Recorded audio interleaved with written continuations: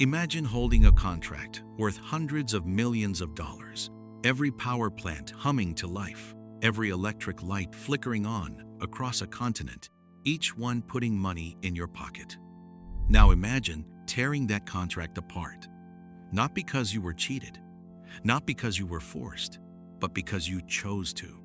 That is exactly what Nikola Tesla did in 1897, and almost nobody talks about why.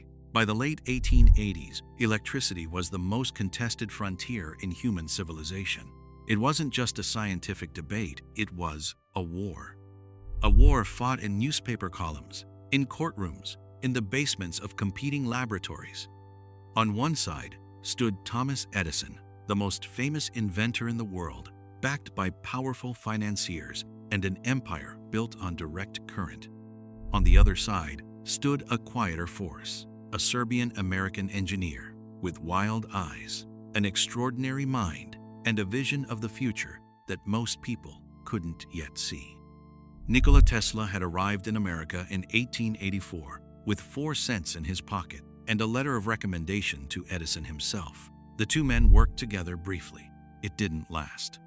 Tesla believed the future belonged to alternating current, a fundamentally different way of transmitting electricity, one that could travel vast distances without losing power. Edison thought he was wrong.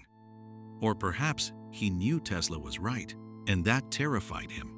Tesla left Edison's company and eventually found his way to George Westinghouse, an industrialist from Pittsburgh who had built his fortune on railroad air brakes and understood viscerally what transformative technology looked like. Westinghouse saw what Tesla had.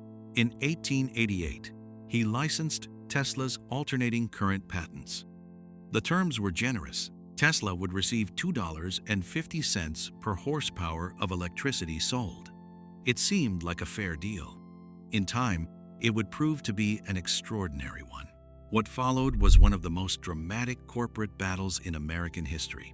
Edison launched a campaign to destroy public confidence in alternating current.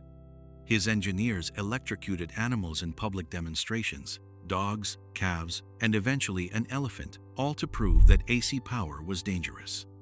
He lobbied for AC to be used in electric chairs, hoping to brand the technology with death in the public mind. He even tried to have the word Westinghouse adopted as slang for execution. It was ruthless, it was calculated, and, for a time, it worked.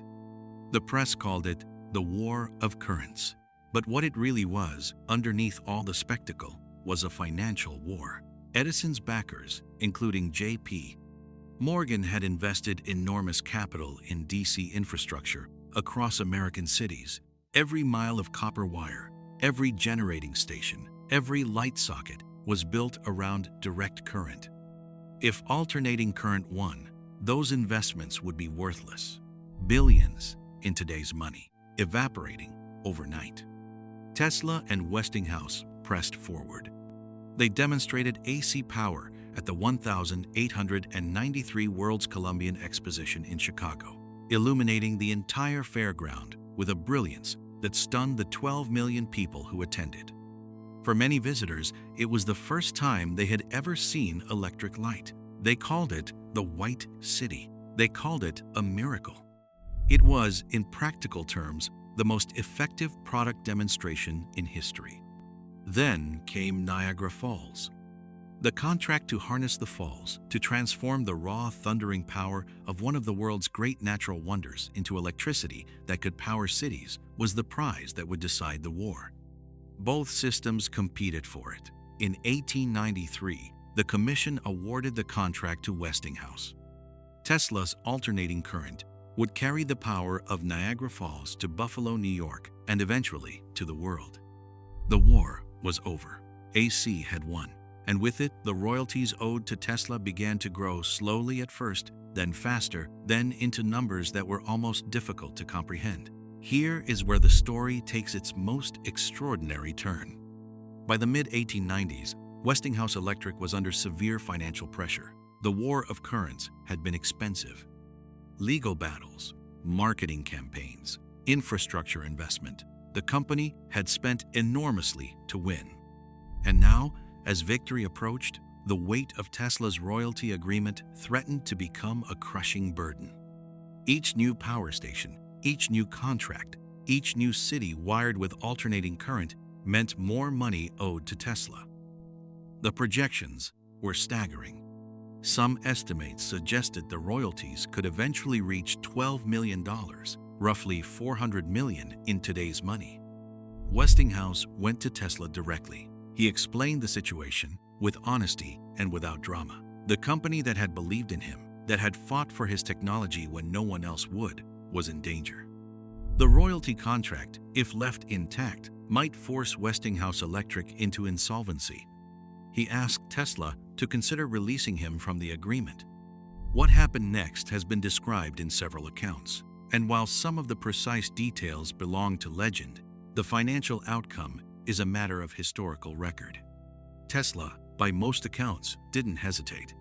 He asked Westinghouse to recall the early days, the moment when the entire scientific establishment had dismissed AC power, when the newspapers were running stories about electrocuted animals, when the odds were stacked entirely against them.